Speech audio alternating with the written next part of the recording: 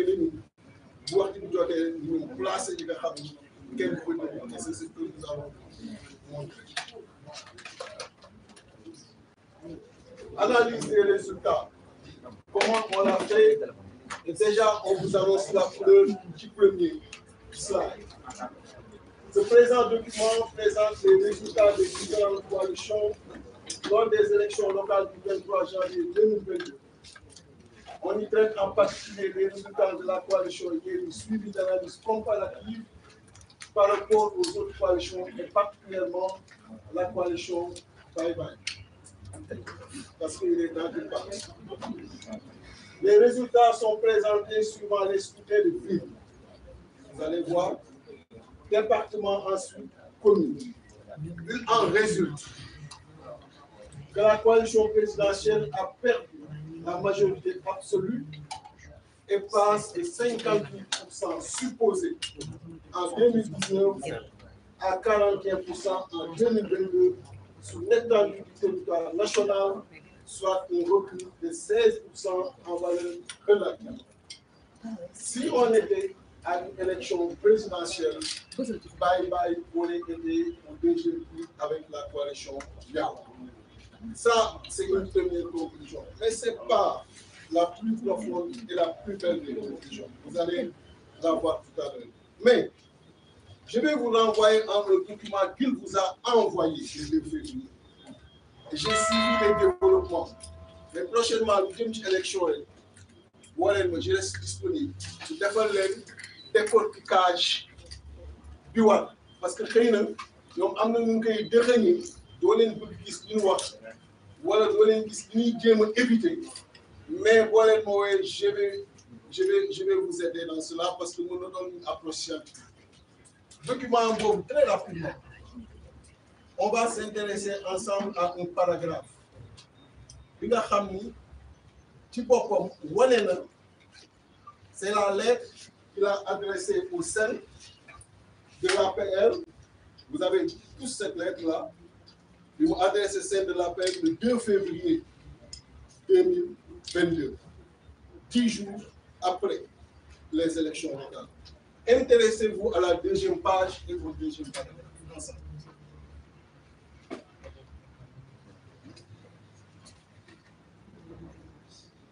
Voilà.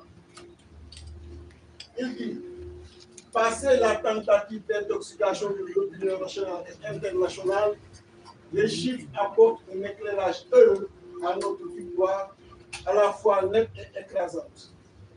Avec 38 départements et 430 communes, tandis que le second se retrouve avec 71 communes, le but n'est plus permis et nous pouvons dire fermement que notre parti et ses alliés ont maintenu intact notre majorité.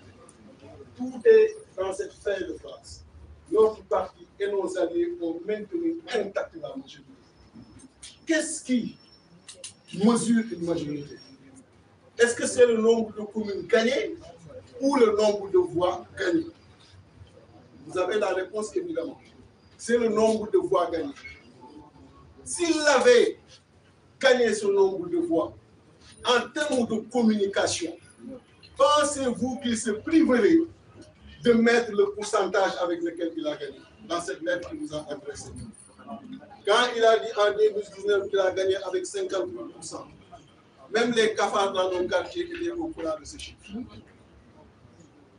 Il fait une lettre officielle adressée à ses militants, adressée à la presse. Il parle de tout, sauf de ce pourcentage dans cette lettre. Alors que s'il avait maintenu intact sa majorité, c'est ce chiffre qui allait être mis en vedette. Avant même de parler de communes, il allait dire qu'après les locales, nous sommes à tant pour cent et nous avons gagné tant de communes. Mais là, il ne peut pas le faire. Parce que beaucoup d'efforts, dès le lendemain, Macky Sall perd la majorité au Sénégal. Macky Sall est à 41% et il avait quitté 58%. Donc, nous avons 80% de communes gagnées. La presse a été à ce niveau, l'opinion à ce niveau, parce que justement, le véritable résultat qui mesure la majorité ne l'allongeait pas et il ne l'a pas mis dans une lettre officielle adressée à la presse à ce niveau. Rien que ça doit être le cycle en termes d'analyse de chiffres, en termes d'analyse pour une communication, pour savoir qu'il a perdu. Sinon, chiffre bon, vous devez le mettre en vedette. C'était important que nous lions le livre parce que lui, mon mot que il nous l'a dit, mon mot que adressé envoyé à la police. Il veut venir du document de la famille. Donc,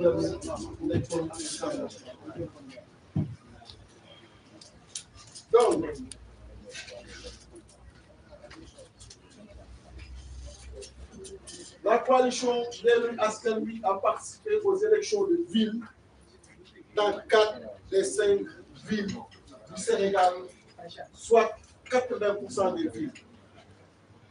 Les villes où la coalition était en compétition sont celles de Dakar, Guédiawaye, Rufisque, Thiès. 4 villes, coalition, on a gagné ces villes. Une seule ville, nous déroule, Pikine, qu'on n'a pas gagné. Mais les 4 villes où la coalition a compétit, on a gagné les 4 villes. Et vous savez que ce ne sont pas n'importe quelle ville. Et vous allez voir cela. Dans ces villes, voilà le pourcentage de chiffres que nous cumulons. Nous cumulons 518 047 voix. Là où le président Macky Sall cumule, nous avons, dans ces villes-là, il y a 518 047 voix exprimées. Nous cumulons 237 678 voix, soit 46%. Là où le président Macky Sall cumule 136 447 voix, soit 26%. Donc la carte que vous avez envoyée, vous vous souvenez, carte au Sénégal, vous l'avez envoyée, dans les 95% de Cameroun, vous allez voir que tout ça n'est pas avéré. Et voilà ce qu'on a pour les filles. Et à chaque fois, vous avez justement l'histogramme et vous avez également les diagrammes qui deviennent un peu et qui corrigent la nature des cartes. Maintenant, on a fini les filles. Venons-en au département. Ça s'ouvre là pour moi là.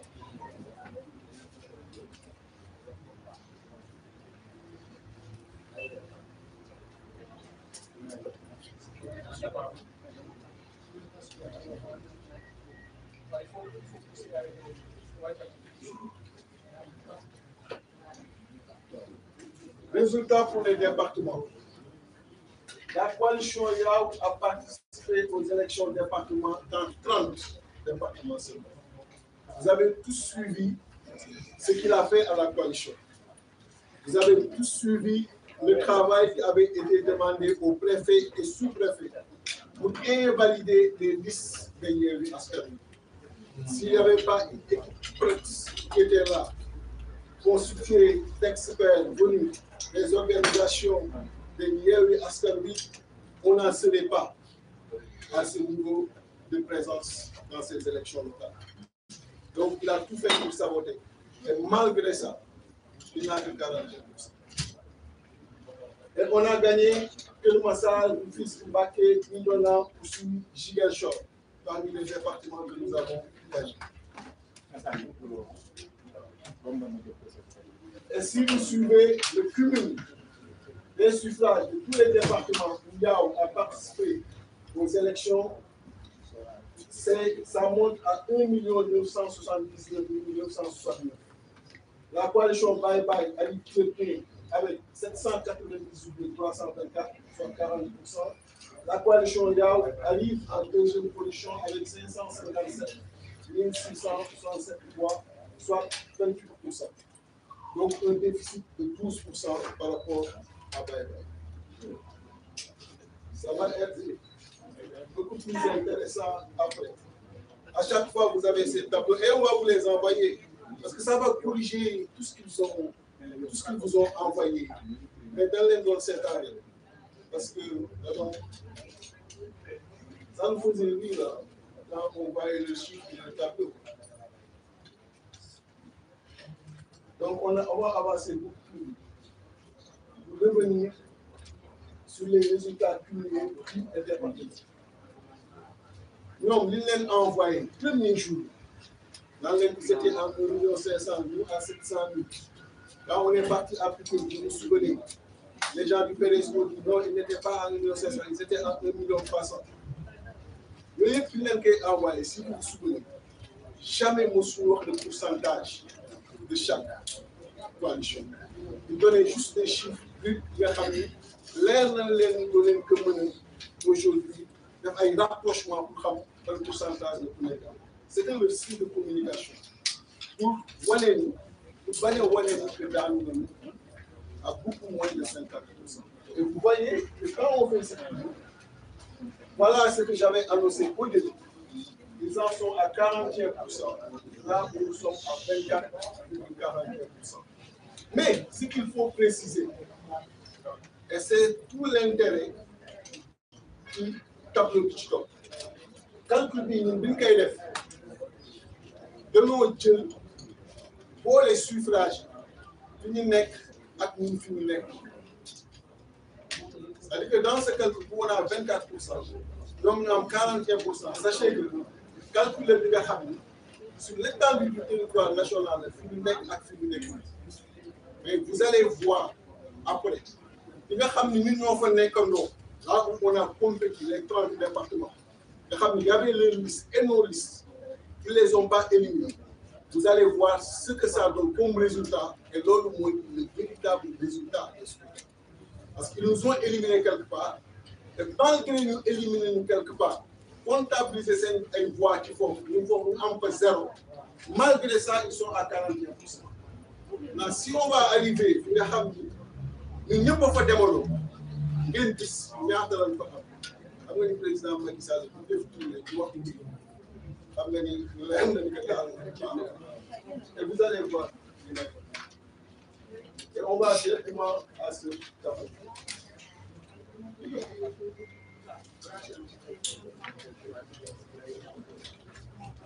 Arrêtons-nous sur ce tableau parce que c'est le tableau le plus intéressant des résultats de ces élections. Le tableau de la donc, Abadal, il n'allait jamais sortir ce tableau. Parce que ce tableau, c'est le résultat département et puis où il y a investi. C'est-à-dire que dans les 4 villes où nous avons investi et les 30 départements où nous avons investi, vous les lots, qui score d'une femme, dans ces mêmes villes et dans ces mêmes départements, score d'une femme. Et ils chutent considérablement. Et c'est ça le véritable résultat des élections. Madame, nous demandons ensemble, ils sont à 37%. Là où la coalition est à 31,4%. Voilà ce qu'il cachait des filles. Il nous a éliminés. Malgré qu'il nous def tout son score, il est à 41%, il nous est à 25%. Pour ramener maintenant, les 30 départements et les 4 villes qui se connectent que l'on fait, voilà, c'était ça. 31%, 31,84% et 37,42%.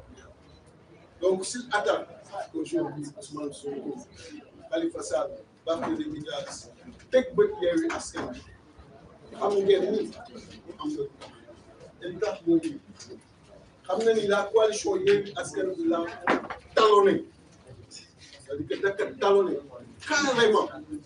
Et il sait que si ça se poursuit comme ça, on va avoir la cohabitation au niveau de l'Assemblée nationale. Et ce sont ces chiffres-là qu'il faut. Nga xam ni mënoon na leen bàyyi fii ba abadan kenn du leen ko présenter. Mais comme je vous l'ai dit, nous allons venir parce qu'il ne faut pas donner du côté. Et c'est ça qu'il faut retenir de ce tableau-là. Et vous allez voir, c'est tout ce qui suit. On s'est intéressé aux communes, c'était pour voir le report. Est-ce que ceux qui se sont mobilisés pour aller voter une liste aux communes ont voté la même liste de la coalition dans le département. Une voie de disparité. Est-ce qu'il y a une dispersion de voix? Parce qu'en termes d'analyse, c'est important. Est-ce qu'il y a un report? Et retenez ce qui suit. Donc, vous avez toutes les répartitions. J'espère qu'en même temps, vous êtes en train de voir les graphiques qui changent complètement la carte que vous avez envoyée, parce que je l'avais dit à Pouki. Comprenez que la région de Dakar, géographiquement parlant, si on raisonne en termes de démographie, la région de Dakar fait le quart. Donc, si on raisonne en termes géographiques, donc superficie, la région de Dakar fait 0,3% de la superficie. Mais si on raisonne en termes d'électorat, la région de Dakar fait 26% de l'électorat. Et ça, il faut le retenir. Parce que moi, je ci carte Sénégal, Dakar day doon bakkan. Boo ñëwee ci carte électorale bi région de Dakar doon bakkan. Day doon kaaru carte bi. Et c'est ce qui déconstruit toute la carte que vous avez. Tout ce qu'il y avait sur la carte. Mais ça, c'était également une manipulation. Et on va finir par les projections sur les. Vous voyez un peu ce que ça fait déjà. C'est différent de ce que vous aviez reçu comme les pourcentages. Et donc voilà toutes les communes que nous avons gagnées. Donc il y a 81 circonscriptions électorales que Askan a gagné. Voilà les départements que nous avons gagnés. Voilà les villes que nous avons gagnées. Et plus haut, vous avez les communes que nous avons gagnées. Ce document est disponible. Et si vous faites la projection sur les législatives, vous savez, le débat a été agité. Est-ce que vous avez député diaspora? Est-ce que parce qu'il sait qu'il y a 15 députés au niveau de la diaspora. Et il sait que la diaspora est avec Yewwi Askan Wi. C'est ça la vérité. Il sait qu'il a perdu la diaspora. Il sait que pour nous avons une élection, nous avons 15 diaspora, nous avons 7 Dakar, nous avons 5 Maté, nous avons 8 Massa, nous avons 2 Guédiawaye, nous avons Ziguinchor, nous avons Guinguinéo, benn suñu boole ci yeneen ñi nga xam ne ñoo ci opposition bi ñu ngi jël ci liste proportionnelle boole ci 2 yi nga xam ni Wallu Askan Wi dina ko jël au niveau de Diourbel, l'opposition allait se retrouver avec 73 des députés sur les 165 au niveau de l'Assemblée. Dans la situation actuelle où Yewwi n'a pas investi dans toutes les communes. On a fait le total des 15 de la diaspora, avec des départements que nous avons gagnés, nombre de députés, il faut prévoir, avec le reste de l'opposition, nombre de députés limité. On a fait le total avec 73 députés sur 165, alors que Yewwi Askan Wi n'a pas été présent dans 13 départements sur les 40 départements. Nous concernons voilà ce qui fait peur au président Macky Sall. Et que fii ba suba ba gannaaw suba du leen ko masaw kon lii la ñu amoon di leen ko présenté jël na temps mais amul woon problème da leen woon bàyyi ñoom ñu nekk ci li ñu nekk ñu bàyyi nga jàkkaarloo ak yéen taxawal leen tegal leen li nga xam ne ci bëgg a jënd dara. Et vraiment, je vais chuter par là pour remercier, féliciter tous les mandataires qui ont été département. Féliciter et remercier tous les coordonnateurs de la coalition, tout le personnel d'encadrement électoral qui ont été. Naturellement, il y a un point sur lequel on va revenir, c'est le fichier électoral. Que le fichier donne un fichier correct, il va ramener toutes les rubriques prévues tant que renseignement, parce qu'on l'avait dit avant les élections, ils n'ont pas donné ce fichier de la famille, dans sa forme normale. Vraiment, je voulais remercier la presse, je voulais remercier tous les leaders. Merci beaucoup. jërëjëf président Déthié def naa ne yëf yi leer na léegi ñu jàll ci ñaareelu fànn bi muy parrainage bi nga xam ne ñi koy def mooy docteur Tidiane Dièye ak président Malick Gakou Malick Gueye.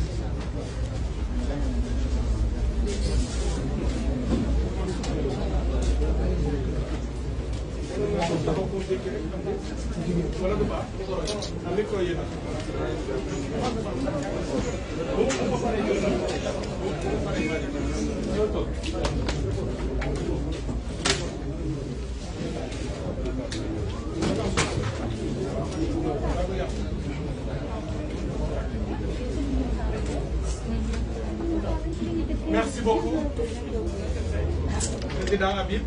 Mesdames et messieurs, bonjour. Je serai bref puisque mon frère et ami Malick Gakou complétera mes propos.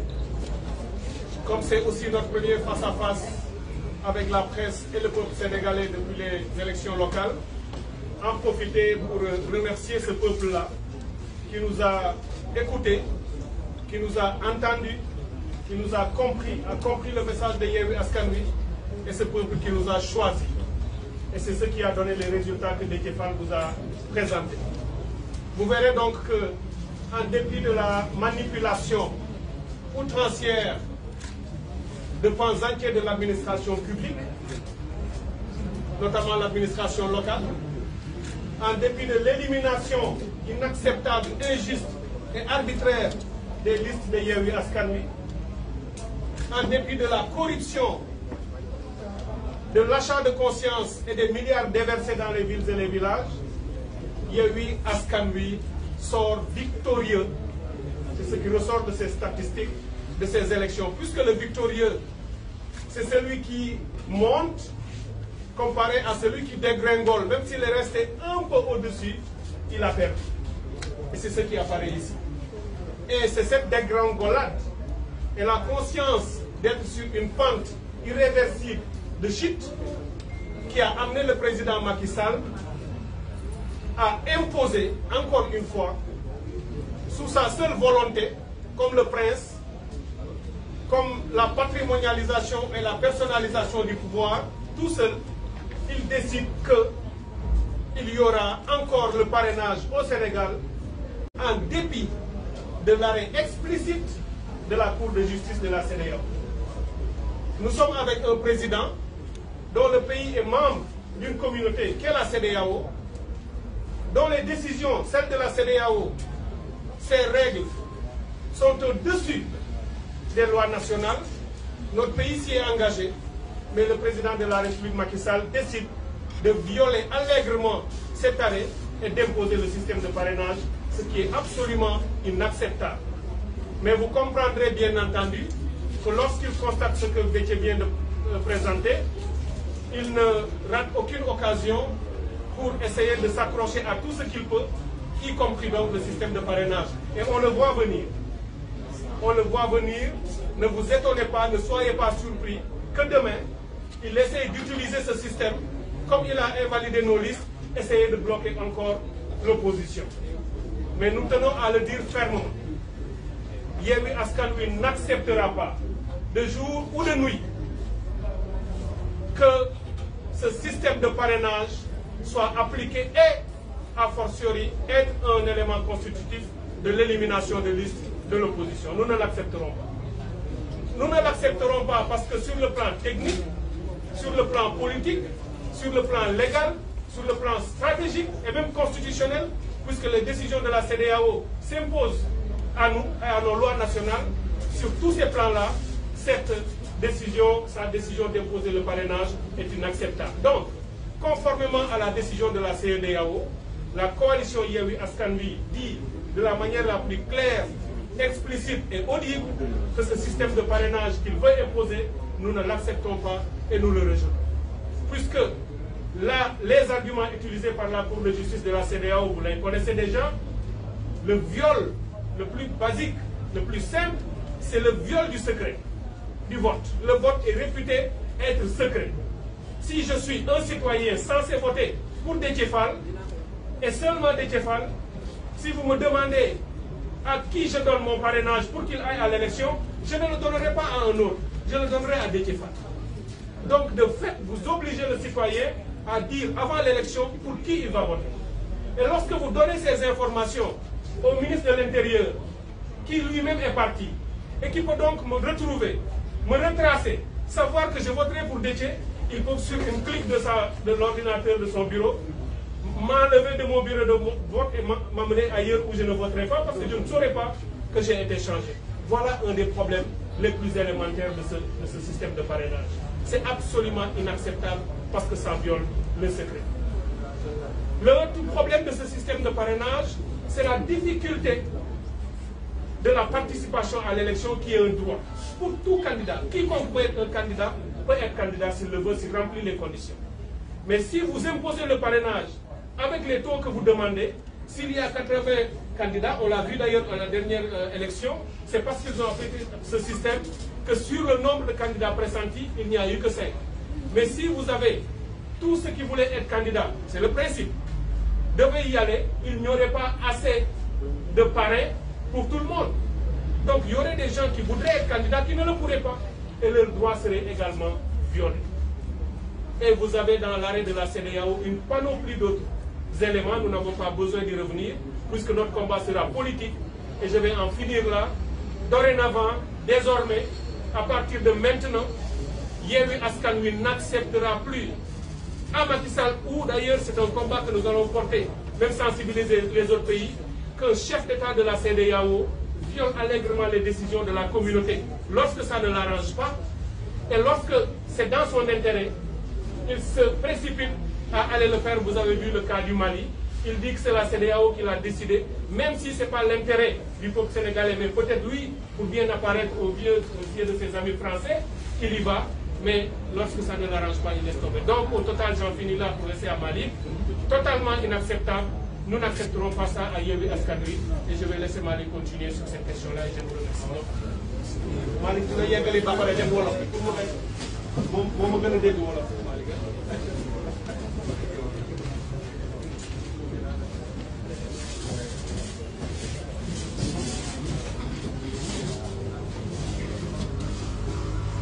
Assalamu alaikum. Mes chers amis, les élections communales et départementales ont vécu au Sénégal. Et comme vient de le montrer le président de la commission électorale de la coalition Yewwi Askan Wi, le président Déthié Fall, ces élections ont montré à suffisance la montée en puissance de la coalition Yewwi Askan Wi, mais également la perte de vitesse vertigineuse de la coalition Benno Bokk Yakaar. Ces élections ont montré que le président de la République du Sénégal a perdu la majorité sociologique, la majorité sociale et la majorité politique dans le pays. Et cela de manière irréversible, remettant en cause toute perspective de participation à la future élection présidentielle pour une troisième candidature. C'est la raison pour laquelle, comme vous le savez, nous avons un président magicien, puisque c'est un véritable magicien en matière de fraude électorale. Il a sorti de sa baguette magique son système, déjà honni par la communauté internationale, mais également par tous les candidats qui ont été éliminés ou recalés lors de la présidentielle de 2019, je veux dire le système de parrainage. Système de parrainage qui a été dénoncé par la Cour de justice de la CEDEAO, mais système de parrainage qui est aussi une vaste escroquerie politique. Puisque tout le monde sait que le parrainage n'est qu'un filtre pour éliminer des candidats et demain pour éliminer des listes. Mais nous voulons ici et maintenant dire au président Macky Sall et à son gouvernement que les tendances lourdes qui ont été entamées à travers les élections communales et départementales du 23 janvier sont les tendances des pulsions populaires. C'est l'expression légitime de la volonté populaire pour amorcer et faire amorcer à notre pays des changements au grand bonheur de ces populations. C'est une lapalissade que de le répéter maintenant. Que les Sénégalais sont fatigués. Les Sénégalais sont outrés par les primates contre la démocratie, contre l'expression libre des libertés, mais surtout contre tous les pesanteurs qui pèsent sur eux face aux difficultés économiques et sociales de tous ordres. C'est aussi pourquoi nous voulons dire au président Macky Sall que son régime c'est fini. Macky Sall gassi. Il n'a qu'à organiser de manière démocratique les élections et partir librement. Mais cela n'est pas une demande de la coalition Yewwi Askan Wi. C'est une exigence du peuple sénégalais que nous n'allons ménager aucun effort pour la mettre en exergue au grand service de la défense des intérêts supérieurs de la nation sénégalaise. Le parrainage est inacceptable, tant dans la forme que dans le fond. Et tout le monde sait que la coalition Yewwi Askan Wi n'a pas de problème pour disposer du nombre de parrainages. Bien évidemment, nos équipes vont travailler dans cette direction pour être en phase avec les lois et règlements, mais nous n'accepterons pas qu'aucune forme de forfaiture ne puisse tomber sur cette volonté manifeste du peuple sénégalais à faire amorcer à notre pays les bases d'un changement à la hauteur de l'ambition que nous portons au Sénégal. mbokk yi maa ngi leen di gërëm di wax ne tey jii ñëpp xam nañ ne li nga xam ne ni moo fi xew mooy élection locale yi bi mu bari président Macky Sall ak gouvernement xam nañ ne Yewwi Askan Wi gagné na élection yi. gagné na ko ndax boo xoolee élection yi ci 46 départements yi nga xam ne ni moom la Sénégal am ci 36 départements la ñu bokk ci jogante bi te loolu lu mu wane mooy. Yewwi Askan Wi gagné na dëkk yu mag yëpp parce que ku gagné Dakar gagné Guédiawaye gagné Thiès gagné Rufisque maanaam benn dëkk bu ñuy tudde ville lañu gagné wul te bokkuñu foon mooy Pikine te buñ fa bokkoon ni dañ koy gagné.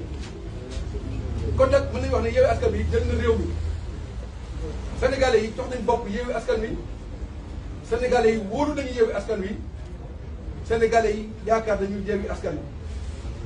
parce que sénégalais yi dañoo namm ko leen yeewi sénégalais yi dañoo sonn ci sareetu jinne bi ñu dugg sareetu jinne bi nag ki ci dugal du kenn ku dul président Macky Sall ak gouvernement. Sénégal dafa war a changer Sénégal dafa war a jël beneen xar kanam loolu moo tax Yewwi Askan Wi taxaw ak ay leaderam pour xeexal Sénégal pour taxawu Sénégal pour jëmal Sénégal fi nga xam ne nii fa la population yi bëgg Sénégal jëm ko te kenn mënul defar Sénégal nag pour Sénégalais yi.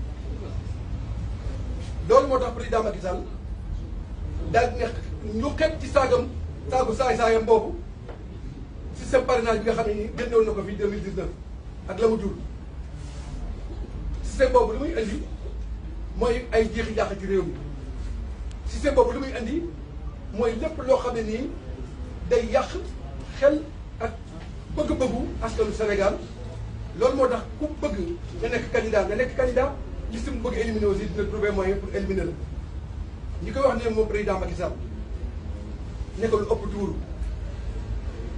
fii ñu nekk nii ak fi réew mi toll ak li Sénégalais yi jox loxo Yewwi Askan Wi ñun ñàkkuñu fula ñàkkuñu fayda to dañuy yox yoxi daañu jàkkaarloog moom xeex ba li nga xam ne nii àq ak yelleef bi nga xam ne nii moom la Sénégal yi taxaw bëgg ko pour Sénégal changé jëm kanam loolu moo tax ñu ne ko parrainage bi mënul nekk benn yoon occasion pour mu éliminer liste ndax dama yaakaar nag ne xelam nekkul ne mën na xalaat ne ëllëg mën na éliminer liste Yewwi Askan Wi loolu moom xelam nekkul Yewwi Askan Wi dina Yewwi Sénégal Yewwi ko moom jël Sénégal teg ko ci anam bi nga xam ne nii moom la Sénégal yi bëgg te ñu wan ko ci campagne bi passé mooy jox ñu bopp jox ñu mbagg jox ñu bët jox ñu xol pour que ñu ànd tabaxaat Sénégal liggéey ko ba Sénégal jëm kanam maa ngi leen di gërëm. Merci président Gakou. léegi nag Tidiane Youm mooy wax ci diggante Mbouloo Sow yi ak sa diggante fan yi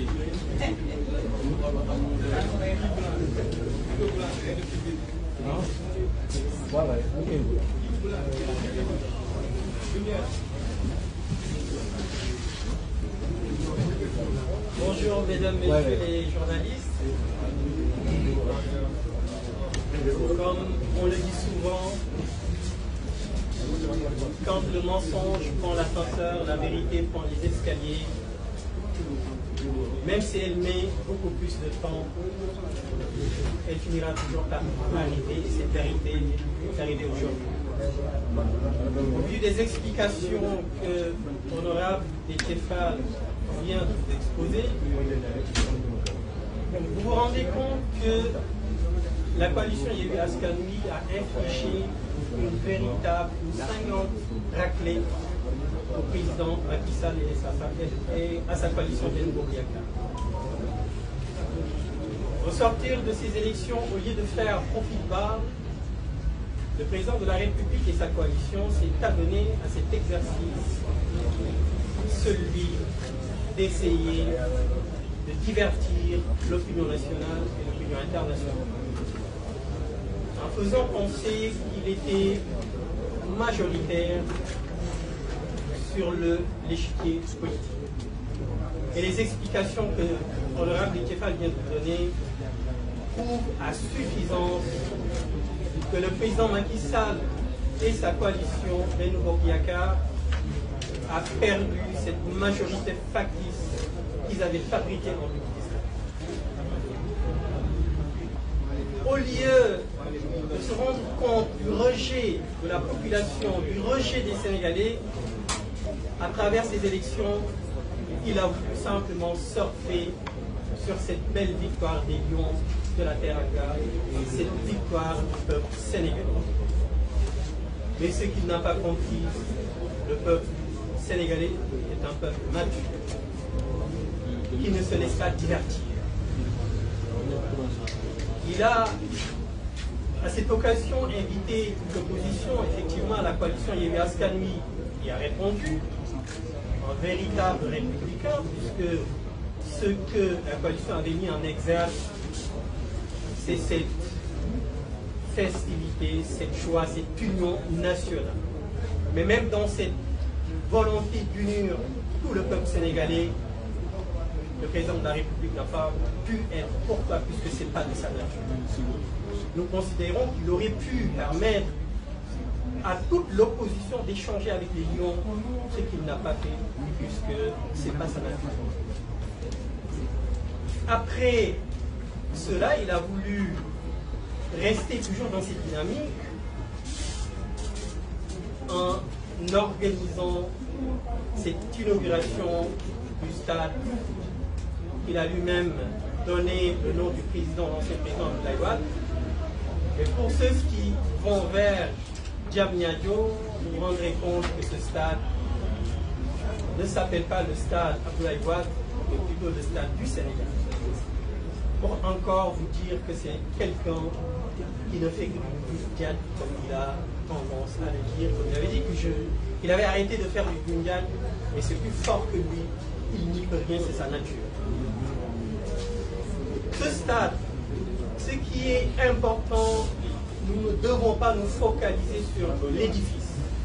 Nous sommes tous d'accord que ce stade est l'un des plus belles structures de la sous-région, si je peux m'exprimer ainsi, de l'Afrique. Mais allons plus loin.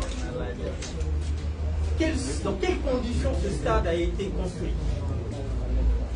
Pour rappel, ce stade a été construit suite à un financement contracté par l'État du Sénégal auprès d'une banque anglaise d'un montant de 238 millions d'euros correspondant à 155 milliards de francs CFA. Une fois ce prêt contracté, le président Macky Sall et son gouvernement n'ont pas trouvé mieux que d'essayer de donner un peu de force, de permettre à notre secteur privé de pouvoir avoir les reins solides, de pouvoir acquérir des compétences, de pouvoir prendre de l'ampleur comme à son habitude, il préfère se tourner vers les sociétés étrangères. Et la construction de ce stade a été confiée à une société turque, celle-là même qui a construit Dakar Arena, qui est à côté.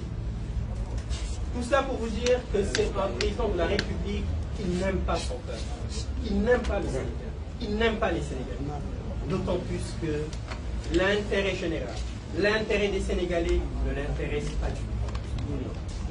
Son objectif principal, c'est la défense des intérêts de ses collègues étrangers. Ça peut être français.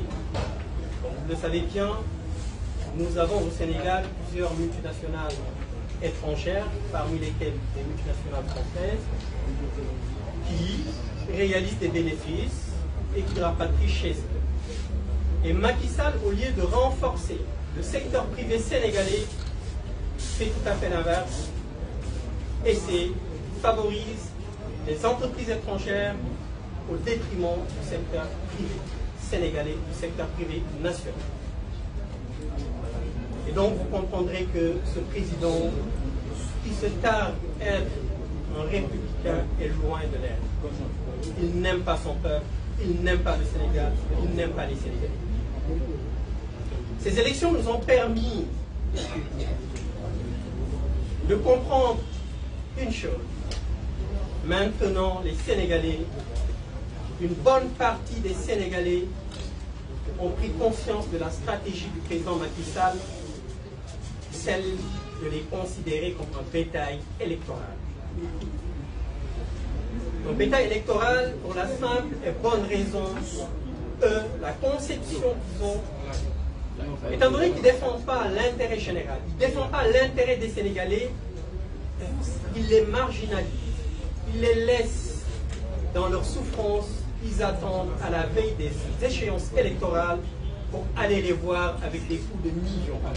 Mais maintenant, les Sénégalais, ils sont conscients de cela. Ils leur disent, ok, venez nous voir, donnez-nous les millions et nous allons vous sanctionner. Et c'est ce qui s'est passé lors de ces élections locales. Le président Macky Sall a été sanctionné. Ils ont ramené des mallettes de millions et on les a sanctionnés. C'est ce qui s'est passé à Guédiawaye. Son frère qui, en dépit de tout ce qui s'est passé avec le pétrole et ce manque de respect vis-à-vis de la population sénégalaise, a continué d'activer dans ce même registre de manque de respect et la population de Guédiawaye l'a sanctionné. Et c'est le même cas à Golfe Sud avec le directeur de la LONASE qui avait un budget de campagne, je peux même dire 3 fois plus important que celui de la coalition Yewwi Askan Wi. Il a été laminé. Pareil à Dakar. Non seulement à Dakar, la victoire, elle a été belle, mais c'est une raclée cinglante, puisque non seulement le candidat de Benno Bokk Yakaar pour la ville a été laminé pour la ville, mais il a été laminé pour sa commune. Donc tout ceci pour vous dire, et je peux continuer la liste, il y a Sangalkam aussi, et parmi d'autres qu'on peut continuer d'énumérer, mais ce qu'il faut retenir, c'est qu'en fait aujourd'hui, la coalition Yewwi Askan Wi leur fait comprendre que les choses ne se passeront plus comme ils voulaient le faire comprendre aux Sénégalais. Nous allons leur montrer que la majorité factice qu'ils avaient fabriquée en 2019 la coalition va légitimement reprendre cette majorité. Et cela se traduira lors des élections législatives à venir. Il l'a dit tout à l'heure, honorable Déthié Fall, notre objectif, c'est d'avoir cette majorité au sein de l'Assemblée nationale pour lui imposer cette cohabitation qu'il refuse de voir de ses propres yeux. Maintenant, aujourd'hui, Macky Sall ne se pose plus la question d'un troisième mandat, mais il est en train de se dire, est-ce qu'il sera là jusqu'en 2024? Et nous allons le pousser à la sortie. C'est inéluctable. Nous le ferons de concert avec la population, avec toutes les différentes catégories, toutes les composantes de la population sénégalaise. Pour vous dire que nous avons aujourd'hui un président qui n'aime pas son peuple, un président qui n'a pas cessé de manquer de respect à la population sénégalaise. Donc il est temps que la coalition Yewwi Askan Wi mette un terme à cette souffrance, mette un terme à ces manœuvres qu'il organise depuis 2012. Pour ñëwaat tuuti ci wolof ñu ngi leen di nuyu léegi naa wolof bu baax di leen gërëm di leen wax ni bi ngeen xamante ne nii génn nañ ci élection locale yi gis nañu waa coalition Benno Bokk Yaakaar ak seen président Macky Sall nekk di agité wu partout ci plateau télévision yi di wax ne ñoom ñoo gagné ñoom ñoo am majorité. waaye li nga xam ne nii honorable Déthié Fall wane na ko fi tey xamal na leen ne Macky Sall lajj na Macky Sall amatul majorité bi nga xam ne nii daf ko fabriqué woon en 2019 ñàkk na ko puisque c'était une majorité fabriquée qui n'était pas légitime. Au lieu mu def profil ba xam ne lépp lu mu waxoon defu ko te mënu ko def comme ni mu tàmmee ni mu ñu ko tàmmeeli depuis mu nekk ci nguur gi mu bëgg sàcc victoire bi nga xamante ne ni suñu lion yi football yi ñoom ñoo ko gagné ngir bégal seen askan yëkkati leen ànd ak ñoo supporté leen ba ñu gagné ko mu bëgg ko jël ne moom moo ko moom. waaye ñu ngi leen di wax ne même ci situation yooyu nga xam ne nii dañuy wax ne dafa war a am union nationale ñëpp dañu war a bokk nekk benn say Macky Sall ci boppam joué wul le jeu ndax parce que ni mu mel li ñu wax la nature reprend toujours au galop. parce que bi ñu demee lu mu bon ba muy teeru suñu gaynde yooyu waroon na ci associer activement opposition bàyyi leen ñu saafonte ak gaynde ànd ak ñoom ñu accueillir gaynde waaye deful loolu. li ko intéressé woon mooy photo de famille donte ñun xam nañ ne askan wi loolu la bëggoon moo tax def nañ ko dañ ko def ngir askan wi dañ ko def ngir lion yi waaye defuñ ko ngir Macky Sall ñu jógee ci loolu ñu ne xëy na dina xam ne dañu ko tëj tëj yu metti dina bàyyi yi muy def mu ne day inauguré stade ba nga xam ne nii moom la ñu def Diamniadio donc stade bi wax nañ ne bokk na ci stade yi gën a rafet ci Afrique waaye inauguration boobu li ma fàttee wax sànq ci nasaraan mooy inauguration bi ñu ngi coûté au contribuable 178 millions de nos francs CFA 178 millions. Et pendant ce temps suñu enseignants yi ñu ngi daw ci wetam depuis plus de 7 ans pour seen revalorisation de leurs indemnités mu lànk. Ils préfèrent organiser une bamboula clanique que de satisfaire les enseignants yi nga xamante ni ñoom cheville ouvrière ou fonction publique. Fragiliser en même temps le système éducatif parce que gis nañ bu baax suñu doom yi ak suñu mag yi mënutuñ jàng parce que enseignants yi nga xam ne nii ñoo leen di jàngal nekk duñu ci conditions yu correctes mais loolu Macky Sall moo ko bëgg parce que li ko yitteel Macky Sall nekkul suñu intérêt. parce que nekkoon suñu intérêt moo ko yitteel dina toppatoo enseignants yi dina taxaw ngir intérêt askan wi waaye li ko yitteel mooy nu mu mën a def ba satisfaire intérêt occidentaux mun na nekk intérêt français mun na nekk intérêt turc mun na nekk intérêt chinois mun na nekk intérêt ñeneen mais pas intérêt sénégalais yi nga xam ne ni ñoo ko fal mu foqati seen i mandat sàcc ko en 2000 ci élection yi weesu. donc loolu yëpp dafay wane aussi que ni waaye nag sénégalais yi dañoo am fulla lu mu leen wan léegi lu mu leen wan ñu delloo ko ko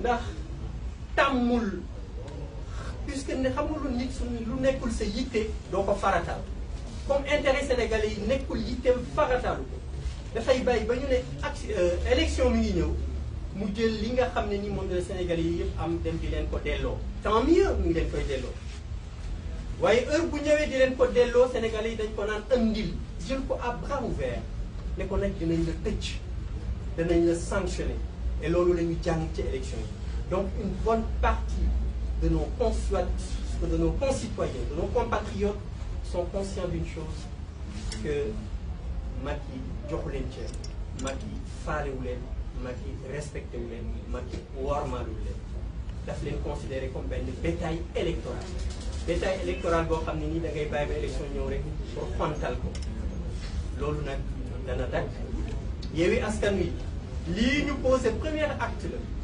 législative yi ni ngi ñëw parce que le président Macky Sall ci weer yee ñu génn dafa doon wax ni dafa bëgg def 3e mandat waaye jamono bii ñuy wax ak yéen xalaatutul 3e mandat mais mi ngi xalaat nu muy def ba toog ci nguur gi de 2024 parce que danañu ko dàq. élection législative yi di ñëw incha allah danañu am majorité mu am cohabitation changer président de l'Assemblée nationale imposer ko en premier ministre puisque moom ci constitution bu bees bi mu tëgg. premier ministre bi dafay jógee ci majorité bi te incha allah suñu nekkee mu amee majorité danañu ko imposer premier ministre te bu boobaa du ko dese du jël ay bagages am delloo Fatick su fekkee ne mënul dellu France wala feneen ñu ngi leen di remercier di leen gërëm ci seen attention.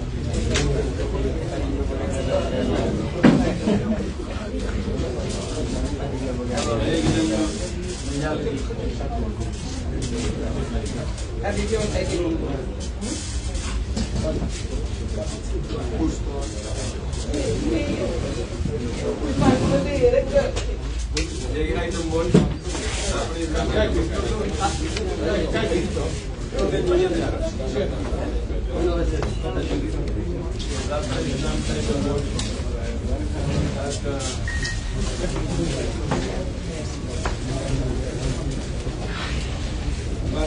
du cas de Khalifa Sall.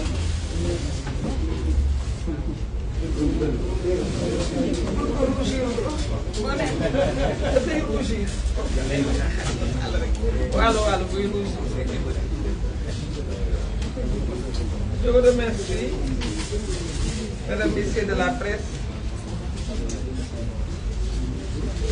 en abordant ce qui n'est pas un cas. Et je vais vous démontrer tout à l'heure pourquoi il n'y a pas de cas Khalifa Sall. C'est plutôt le cas Macky Sall.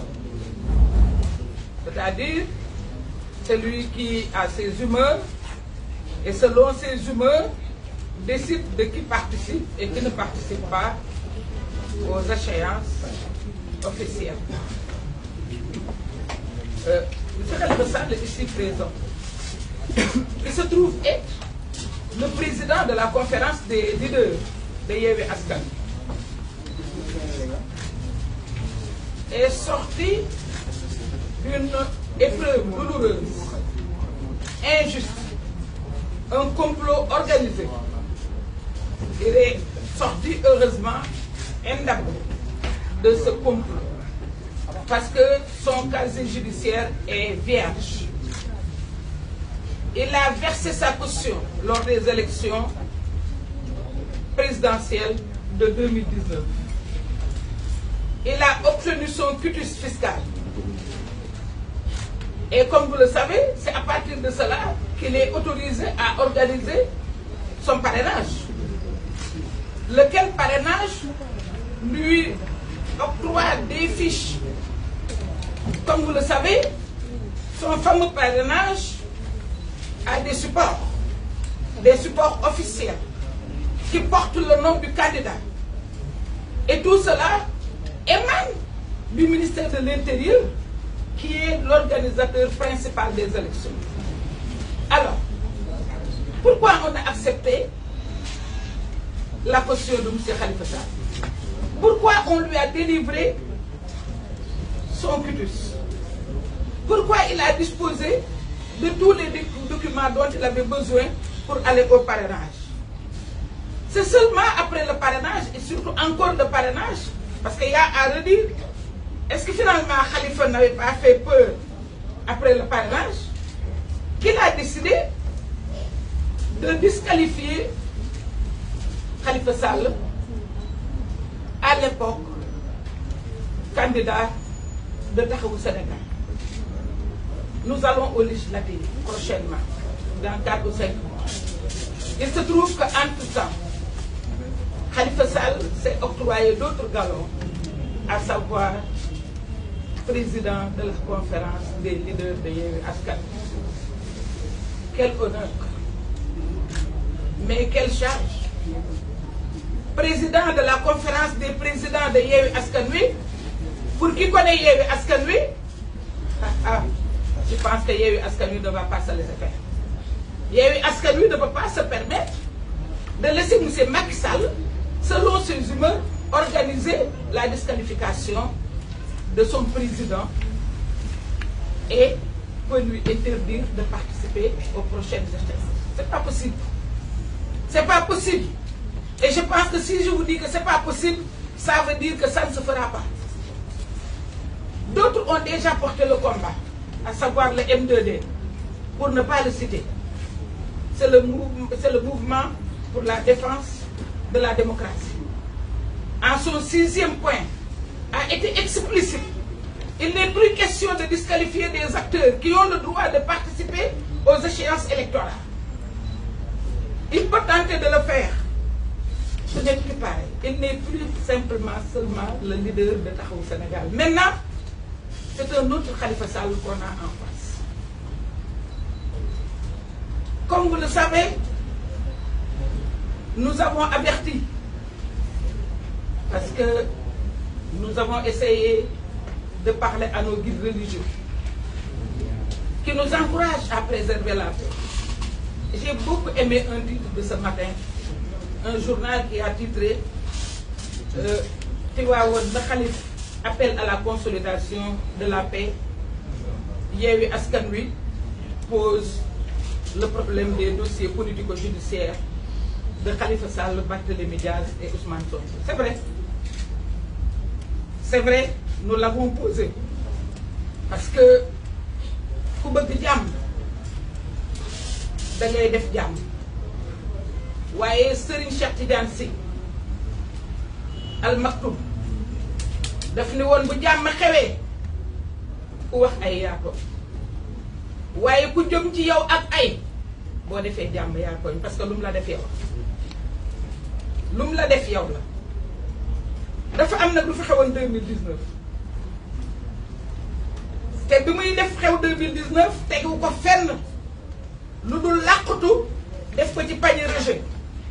Parce que bu ngeen fàttalikoo dafa amoon 4 candidatures acceptées ak 22 rejets mu jël kaawu Khalifa Sall def ko ci rejet yi.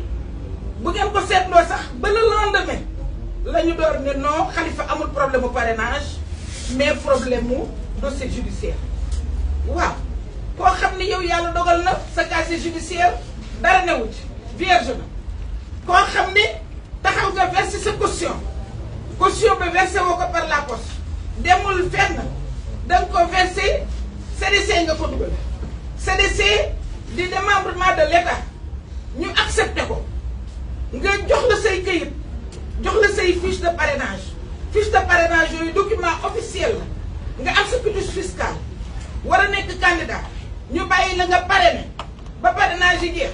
moom baa du parrainage bi sax dafa révélé lu tax sa waay tiit ndax moom depuis parrainage yi pare la doore yi ñëw ñu di rejeté nañ bosu Khalifa Sall ak bosu Karim Wade waaye yooyu c'est pour des raisons judiciaires ñu dugal ko ci keesu rejet yi daal di am na 22 yu ñu rejeté kenn xamul kii la kenn xamul kaa la ba ca ëllëg sa ñu door ne Khalifa loolu moo tax ñuy artu nag validé wuñ ko de dañuy artu bi ñuy artu moo di élection législative yi Khalifa Sall mii mooy président conférence des présidents day bokk.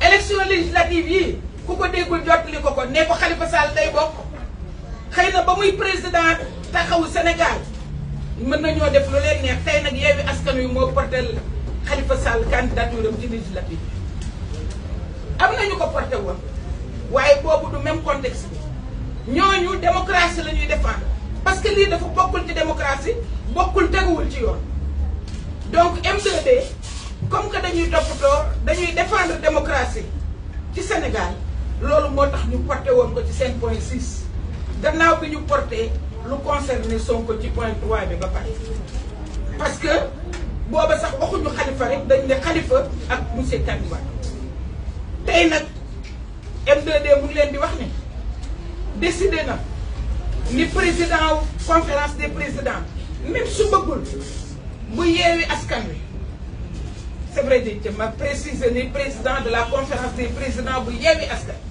parce que nag dafa am solo dëgg la ndax buñ nee Yewwi Askan Wi rek dafay suggérer beneen taxawaay est-ce que bu boobaa ku ñuy yab la wala ku ñuy yab est-ce que Yewwi Askan Wi war nañ ko yab bu ñu nee Yewwi Askan Wi rek bu boobaa borom na defarwaat parce que du ku ñuy yab du ko yab lu boppam loolu moo tax c'est important ñu préciser que c'est le président de la conférence des présidents de Yewwi Askan ma teel la ci loolu ndax boobu Yewwi Askan Wi laay waxal Yewwi Askan Wi ñoom ñëpp nag dans toutes ses composantes ci structure yi mu am yëpp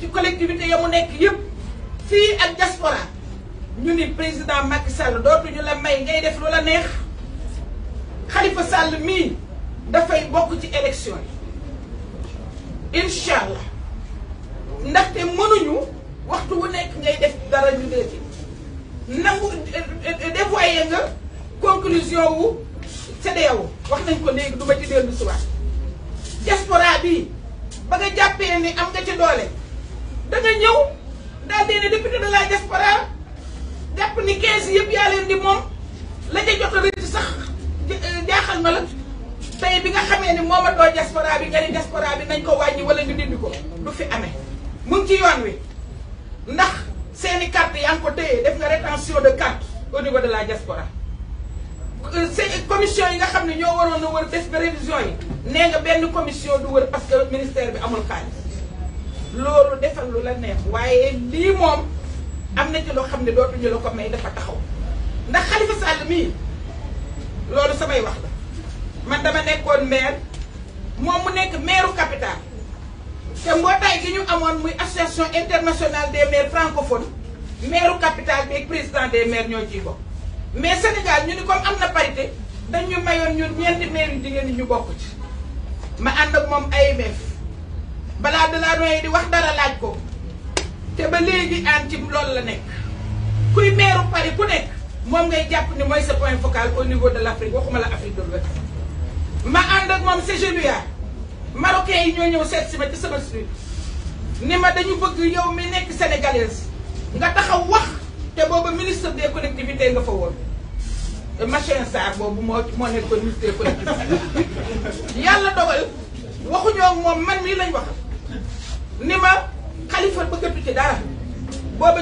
Johannesburg la woon mu ni ma ñu def Africité ñu ni ma bëggatu ci dara mais dañoo bëgg CGLUA moom mu continuer nekk secrétaire général kii nag dañuy wax ak moom teel parce que bañul dara buy bàkkoo président Union africaine dama ni ñun faalewuñu loolu parce que bala ngay nekk président Union africaine da ngay respecter Union africaine Khalifa bi ñu koy démettre mu ngi nekk secrétaire général du CGLUA CGLUA moo yore les collectivités et gouvernements locaux booba la Khalifa moo nekk secrétaire général ba siège ba nekk Maroc bi ñuy démettre Khalifa des gouvernements locaux booba la Khalifa moo nekk secrétaire général ba siège ba nekk Maroc bi ñuy démettre Khalifa boobu mu ngi nekk répondant au AMF pour des complots politiques ma ne ñun itam bu dee rusu tàggi rus quand le mal a toutes les audaces le bien doit avoir tous les courages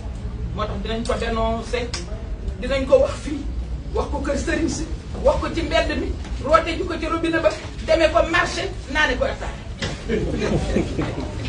Je vous remercie. Damay waxaat yaay wax ci maire.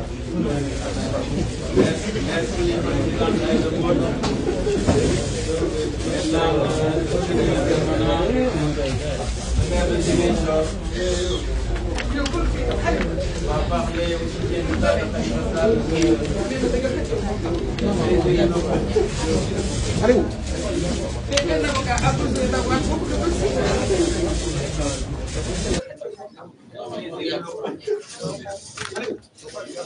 Un avocat a besoin d'avoir beaucoup de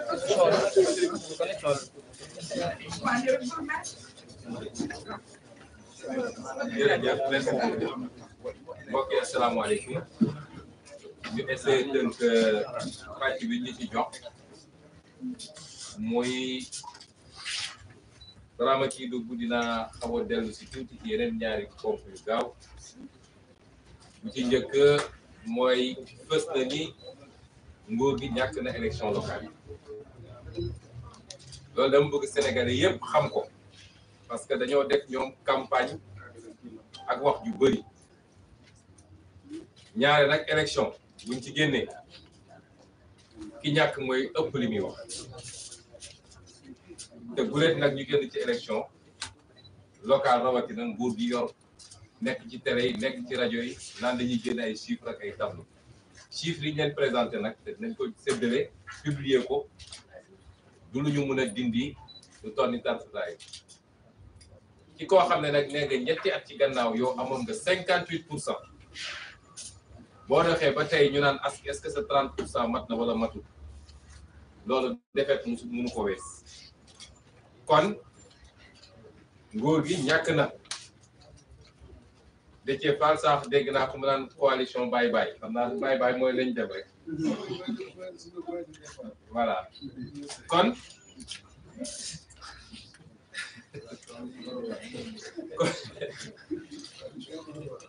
kon gannaaw ñàkk nañu nguur gi man dama bëgg a njëkk a wax ak Sénégal yi rawatina nag jeunes yi ndax li taxoon ngeen wote li ngeen wotee ci élection yi passé li ngeen gisoon ci li doxul ci réew mi te mooy fépp daanaka foolaal rek jàmbat la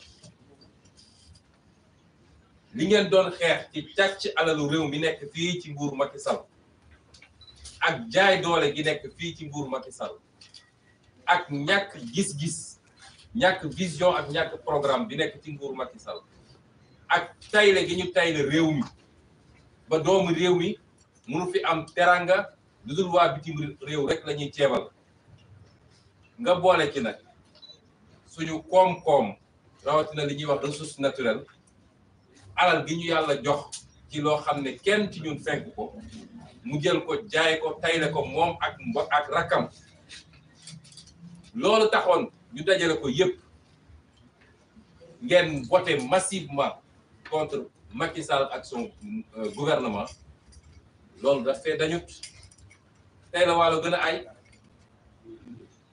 kon dafa am liggéey bu ñu door dañ leen ne woon liggéey bi nag ci ñetti temps lañ koy régler bi ci njëkk mooy élection locale def ngeen ci li leen war te xam naa ni mënoon na ëpp loolu bu dul woon njuuj njaaj yi nga xam ne am na ci élection bi ñuy dégmal ñaareelu pàcc bi élection législative war a teeree ji nag 2024 ci élection présidentielle jëlee fi lu bon li fi nekk yor réew mi nga ko jur fukki at def ñu fi dara loo xam ne njëriñu réew mi la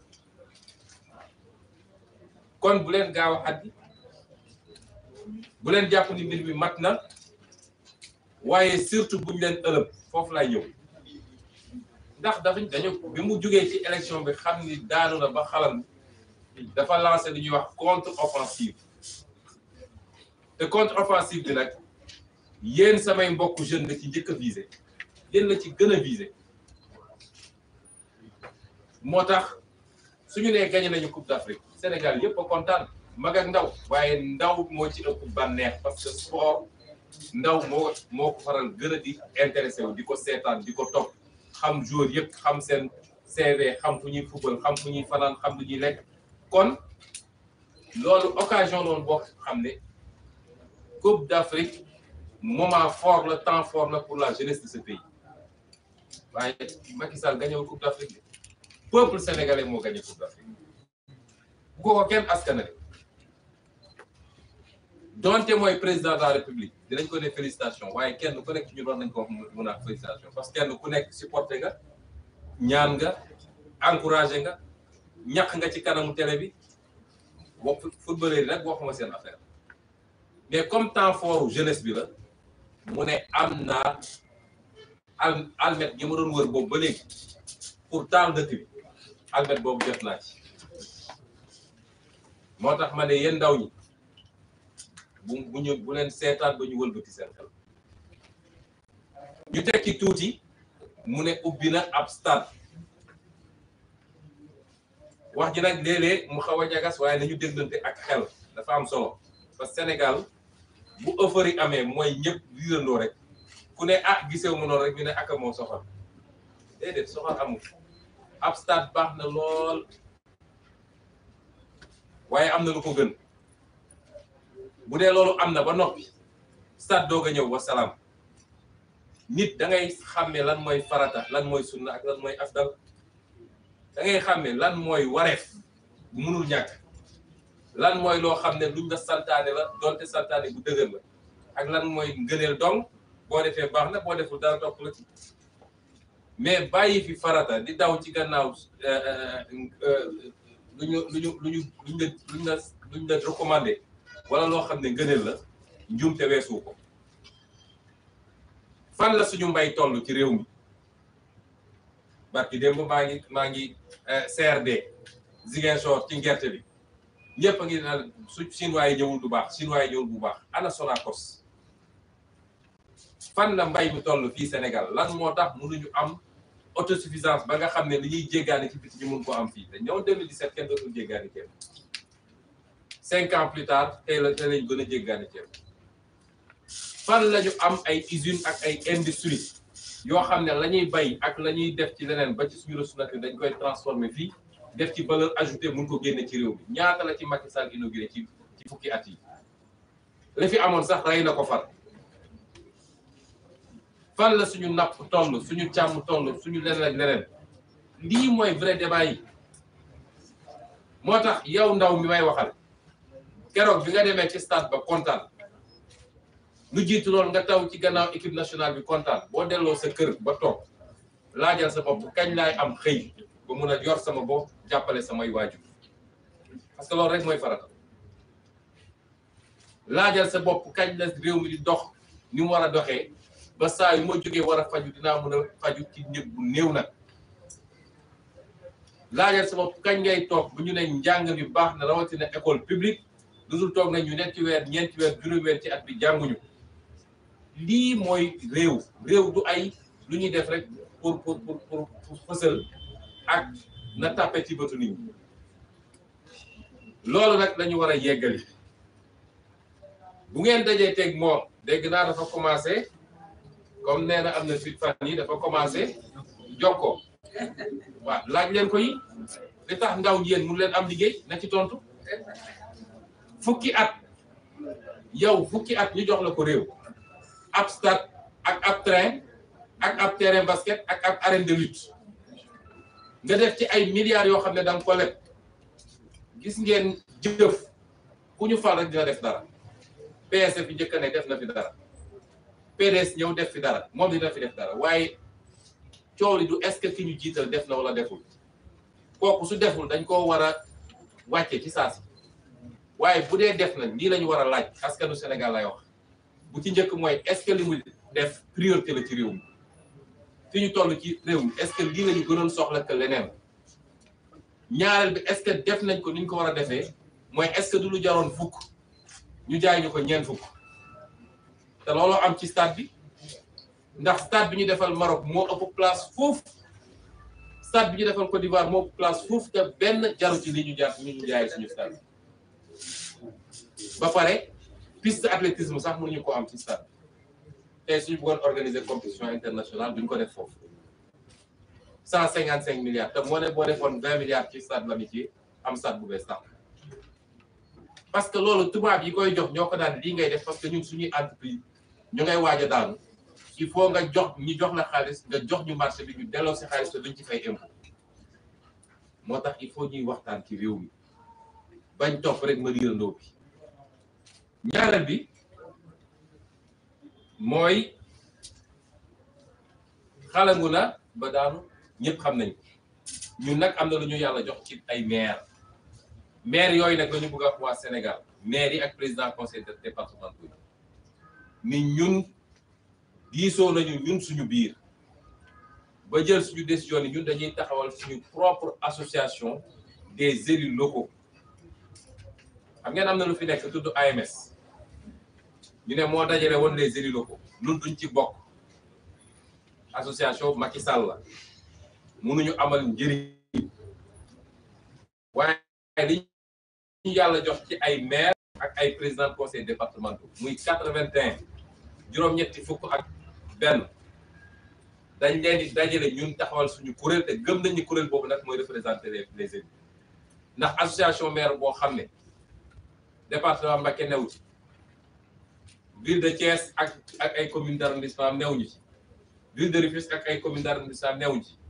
Kër Massar new ci Pikine ba mu des ville bi en tout cas li ci ëpp ci commune d'arrondissement yi new ñu ci Guédiawaye ville ak commune d'arrondissement yi ci gën a bëri new ci Ndakaaru new ci région de Ziguinchor new ci association boobu tur baa fa ne waaye dara new ko kon ñu yéegal sénégalais yi dañuy taxawal suñu propre association dajale suñuy maire ak suñuy président de conseil départemental fas yéene nag nekk ak ñoom parce que ñun faluñu rek bàyyi déedéet dafa am lu ñu diglanteeg sénégalais te changement bi foofu lay commencé ñooñu ñoo xam nga xam ne ñoo leen gemboon ba yàlla fal leen dinañ leen former dinañ leen encadrer dinañu bokk ak ñoom ay programme dinañu mettre en place plateforme de suivi d'encadrement et de conseil waaye dinañu bokk ak ñoom taxaw saa su nguur gi fas yéene yooyu mu tàmm di def mooy di utiliser nguur gi naan day xeex maire sangam wala maire sangam loolu jeex na Sénégal gis nga un élu est un élu li ko yàlla jox ci ay prérogatives mi ngi ci code ni li yàlla jox Macky Sall prérogative nekkee ci ay code li ko yàlla jox ci ay prérogatives mi ngi ci constitution ni mu nekkee côté Macky Sall il faut ñu respecter ante ku ñu respecté nag ku ñu respecté wu nag ñu xam ni ñuy jëflante gi ma daaneel ci ñetteel bi mooy kaawu Khalifa Sall Aïda wax na ko du ma ci sori dafa am loo xam ne jeex na ci réew mi Macky Sall en complicité ak justice am ndax koo xam ne bañ koy condamné prononcé wu ñu déchéance civique électorale parce que pour nit ñu ne mënatul vote mënatul nekk candidat il faut que bañ koy condamné juge bi prononcé loolu amul casier judiciaire am vierge amaana sax mi ngi ci liste électorale yi nga ne kooku tey du nekk candidat ñu nangoon ko ba romb ba bàyyi élection présidentielle romb ñu ñëwaat sàggan seetaan doonte fas yéene woon nekk candidat ci élection locale yi ba élection locale yi passé ñu ne nag duñ ko continuer seetaan Macky Sall mënul toog naan man maay tànn kuy nekk candidat ak ko dul nekk loolu jeex na ci réew mi bu soobee yàlla dina nekk candidat ci liste Yewwi Askan Wi te on en fait une condition non négociable may wax nag suñu justice bi dégg naa union des magistrats dañuy def conférence de presse tey wax ci Ousmane Sonko suba ñu tontu leen suba wala say ci ndax ñoom duñu justice ñoom benn pàcc lañu ci justice ab association privée la corporatiste moomuñu justice duñu l'institution de la justice dinañ leen tontu bi ci kanam may wax nag ni conseil constitutionnel yàgg naa yëngal réew mi jël ay mag ci justice ñu dem toog fee nga jox leen xaalis bu dul jeex fu opposition wax nga ne je suis incompétent lu Macky wax nga signé ñu leen di wax nag ni am na loo xam ne suñu respecté ñoom institution judiciaire ñu respecté ko parce que ñu njëkk a jalgati institution judiciaire ci réew mi ñu ngi jógee ci magistrature du ñëpp nag li ëpp ci magistrat yi macha allah waaye dañ ciy tànn ñenn fexe ba teg leen ci yenn poste yi ñu ne poste yooyu mooy yi gën a tooy fu leen waa ji joxoon ñu dem foofu am na loo xam ne rek duñ ko nangu ndax nañu xool ndax dinañu invalider suñuy liste am déet loolu yeggaguñ ci maa ngi leen di gërëm di leen sant wa salaam.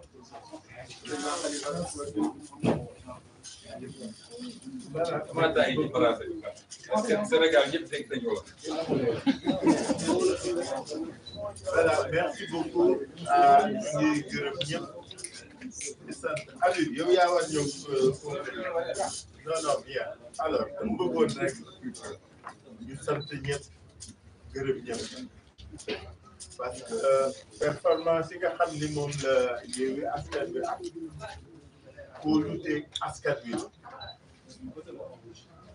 askan wi la ñu proposé nan la ñuy doxale léegi gox ak goxaani suñu réew muy doxalin boo xam ne doxalin bu bees la doxalin boo xam ne day jëriñ askan wi mais surtout askan wi day moomoo li nga xam ne moom la dénkaane parce que collectivité locale ki la fal moo ko moom moo la dénk moom moo war jëriñ façon mu gisin boobu ak façon mu doxalin boobu la ñu bëgg a dekkil ba askan wi yëg seen bopp gis seen bopp moom seen bopp te li nga xam ne moom la ñu dénkaan moo tax ñu di leen sant di leen gërëm li ngeen ñu defal lu rëy la parce que kóolute dafa rëy c'est un challenge ñu nangu ko te incha allah fas yéene fexe ba du ngeen am kersa yéen ñi ko dénk mais ñun ñi ngeen ko dénkee du ñu am kersa c'est pourquoi li ñu wax sànq am solo suñu maire yi suñu président conseil départementaux yi daañu leen jàppale daañu leen xelal daañu leen matal d'ailleurs on avait décidé et on est en train de réfléchir à la mise en place d'une plateforme boo xam ni moo leen di jàppale moo leen di capacité moo leen di matal moo leen di eggali te nag yàlla may na ñu bitim réew kenn gënuñu fa xam la fa nekk donc loolu dafa am solo moo tax ñu ngi gërëm bu baax sénégalais yi ak sénégalais yi nga xam ni ci élection yi wóolu nañu jënk ñu seen kàddu di dellu di leen ñaan nag ki fi jóge muy Alaaji Ndate Diop bu RFM jaal leen ko yéen ñëpp di leen ko mastawu parce que nag mbokk la mais surtout ku ñu ñëpp ràññee woon la ci domaine am surtout domaine culture ak domaine journalisme ñu di ko jaal njabootam di ko jaali mbokkam di ko jaal journaliste yëpp bala ñu kaa jaal groupe TFM ou GFM groupe Futur Média Habib moo war conclure mais bëggul conclure ma jéem parce que tey gars yi dañu rax débat bi mais li ma bëgg a jéem mooy ci seen kàddu ñoom may dalal xelu askan bi ni fii ñu jublu luñ fi am rek ñoo ko jox suñu bopp su yàlla weesoo luñ fi am rek ñoo ko jox suñu bopp bu ñu xaar ku ñu jox dara révision liste yi door na ma ni ku sa carte amul woon vote demal nga dem bindu ci liste yi nga mën bindu ndax nga mën voter ku amul carte jógal wuti carte suñu camarades yi ñoo ngi dajaloo fu ne pour jàppale leen ñuy attirer attention rek muy commission yi bind muy commissariat yi defar carte d'identité que nañu def li nga xam ne moom la ñu war def en tout cas les jeunes seront là présents déterminés pour li nga xam ne moo leen war ñu jox leen ñaareel bi mooy li nga xam ne ñoo war a saytu élection yi wax nañ ko waxaat CNRA ak CSA xaw nu mu tudd non Sénat waaye ñoom seen mandat di jeexal ah damay laajte rek xanaa ñoom seen mandat di jeex et c'est là qui gêne c'est ce qui gêne tout le monde le président yenn saa yi maa tey bi dafa ëpp parce que xam na ni mandat yi jeex na pourquoi mu leen fi garder c'est suspect c'est louche et c'est inacceptable pourquoi mu koy def c'est-à-dire wéeratu ko fenn lu maa tey dama ne gars yi lu mu leen jaral nañu koy jaral li wax ni coow li waratul gudd li mu leen jaral na leen nañu ko jaral te ñun jaral nañu ko maa ngi leen gërëm leen sant